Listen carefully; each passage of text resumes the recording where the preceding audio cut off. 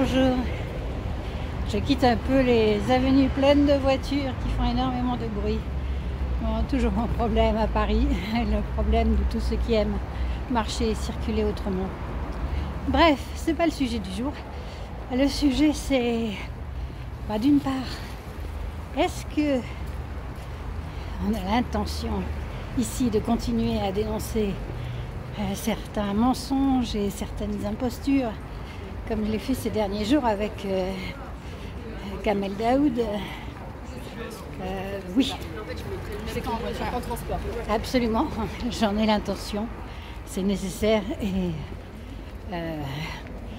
le fait que vous soyez d'ailleurs nombreux à répondre à ces questions montre à quel point c'est devenu nécessaire. Mais je ne vais pas faire que ça. Parce que ce qui est nécessaire aussi, c'est de réfléchir. Une fois qu'on a dénoncé les mensonges, c'est déjà une première réflexion. C'est important. Mais il faut réfléchir plus en profondeur.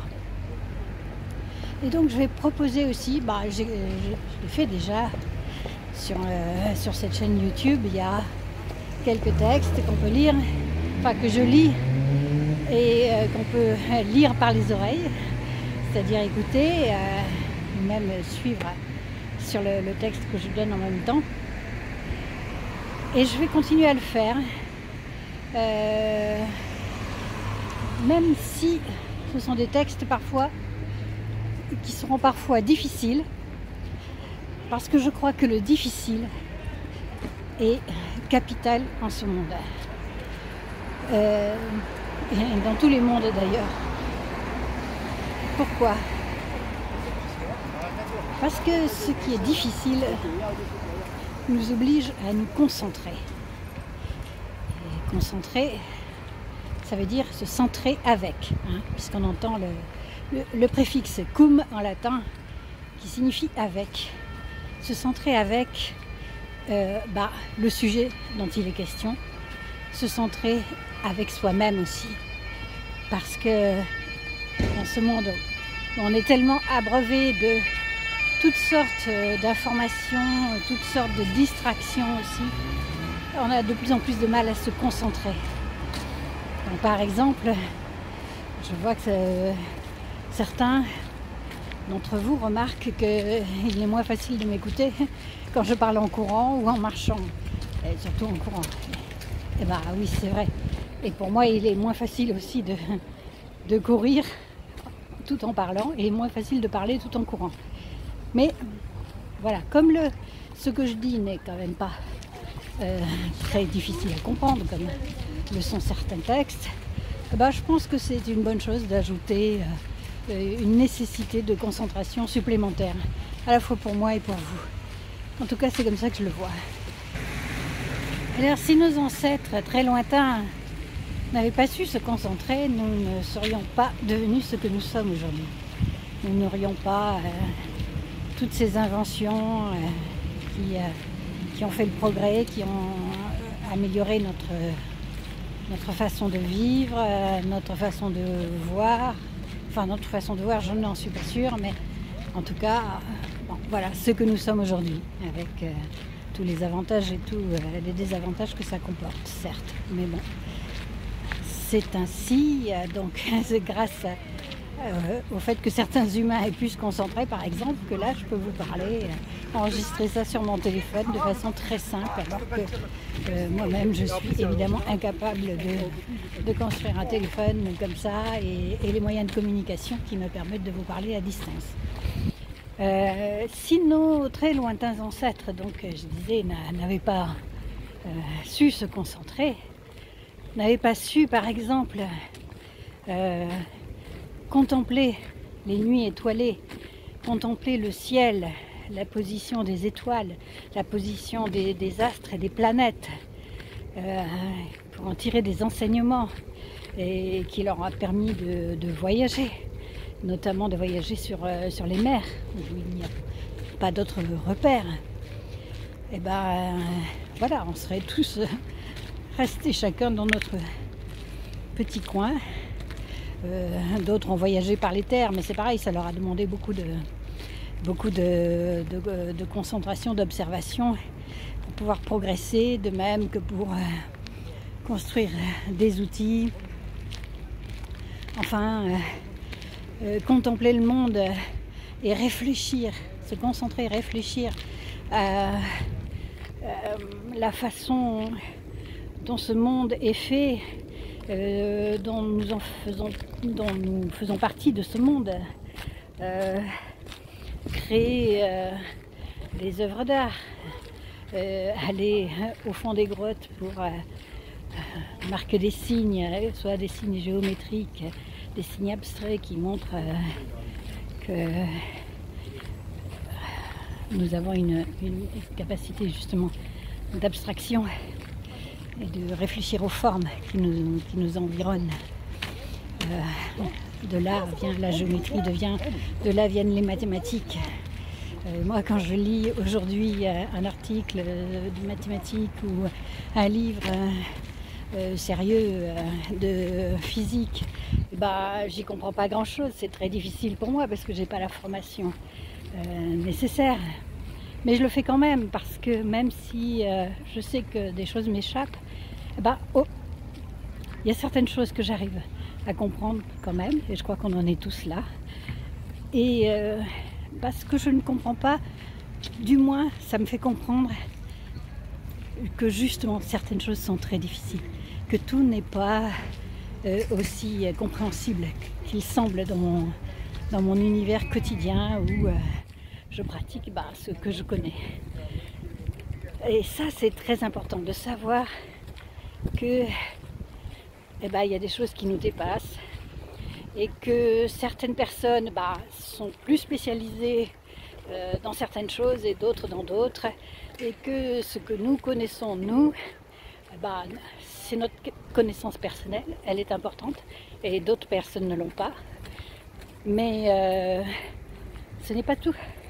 Il faut aussi s'intéresser à ce que connaît l'ensemble de l'humanité, à ce que connaissent les autres autour de nous, mais aussi ailleurs, dans d'autres cultures, dans d'autres pays. Voilà, c'est comme ça qu'on progresse. Et c'est comme ça que j'ai envie de dire que la difficulté sauvera le monde. Parce qu'en ce moment, nous sommes dans un monde où tout est facilité. On essaie de faciliter les apprentissages. Résultat, on apprend de moins en moins. On essaie de faciliter l'information, alors là, pour en même temps la détourner, d'où la nécessité de dénoncer les mensonges et les impostures, les falsifications.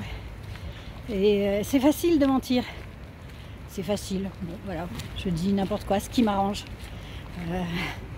Comme il y avait un lapsus qu'avait fait Éric Zemmour, il y a 2 ans je crois, il avait dit « Moi je ne vois que ce que je crois ». Et voilà, c'est ça. C'est exactement l'extrême droite, le fascisme, ne voir que ce qu'on croit. Ce qu'on croit, évidemment, c'est pour lui, c'est qu'il croit à certaines choses sur l'humanité qui ne sont pas merveilleuses, et il ne voit que ça, il ne voit pas le reste. La science et puis la réflexion, la pensée, c'est l'inverse. On ne voit pas que ce qu'on croit, on essaie toujours de remettre en question ce qu'on croit parce que nous sommes faibles. Nous croyons des choses, mais comme on dit en islam, Dieu c'est mieux. Oui, c'est-à-dire que on croit ce qu'on peut, ce que notre esprit peut croire parce que ça l'arrange, disons. Mais ce qu'on croit, c'est pas forcément ce qui est. Ou alors on peut croire des choses qui sont en partie inexactes parce qu'on les comprend mal. C'est ça aussi. ce qu'on croit, si on ne le comprend pas assez bien, ça devient faux, même si au fond il y a une vérité. Donc voilà, c'est tout ça que je veux remettre en question, et donc je vais vous proposer encore des textes à lire. Et donc sachant bien que tout le monde n'a pas forcément une formation littéraire, une formation en sciences humaines qui permet d'approcher des textes, certains textes facilement. Mais justement, c'est ça, la difficulté, c'est bon. Il faut se confronter à la difficulté sans avoir honte de ne pas tout comprendre. Moi, j'ai pas honte quand je ne comprends pas les explications de physique, mais par contre, mon honneur, c'est d'aller y voir quand même si je ne comprends pas tout. Et ben, j'essaie, voilà, je regarde ce qu'il en est et je comprends que je ne comprends pas. Et ça, c'est important. Et je comprends aussi que en faisant effort, en me concentrant, eh bien, je comprends. Vous savez, comprendre, ça veut dire prendre avec.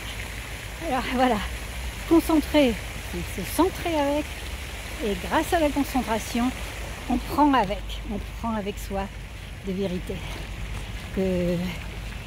qu'on n'avait pas avant. Et donc on s'enrichit, on devient plus humain, plus digne et plus fort aussi. Bon voilà, ça c'était mon petit laïus du jour. Et bien sûr, on se retrouvera aussi pour d'autres questions d'actualité. Allez, et puis une chose importante, c'est que la difficulté rend heureux. Elle donne de la joie parce que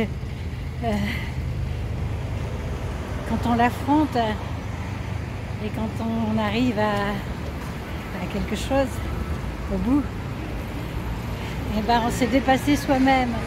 Et il n'y a pas de plus grande joie que ça. Bah tout simplement, tout bêtement, quand je cours par exemple. C'est pas facile, c'est plus facile de marcher là, tranquillement. Et marcher c'est déjà moins facile aussi que prendre la voiture. Il y a des gens qui prennent la voiture pour faire 1 kilomètre.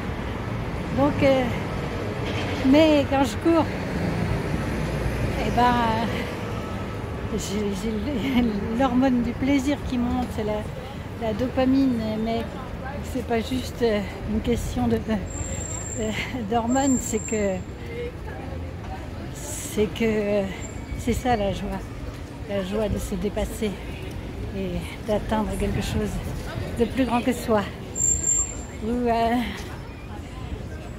de savoir qu'on est plus grand et qu'on peut faire mieux que ce qu'on a l'impression de pouvoir faire. Bref, je vous laisse avec ça. J'espère que vous irez voir des textes. Pour l'instant, il n'y en a pas beaucoup, mais je vais en mettre d'autres sur cette chaîne. J'espère que vous aurez cette curiosité. En tout cas, je vous salue tous de tout cœur. Ciao, à bientôt.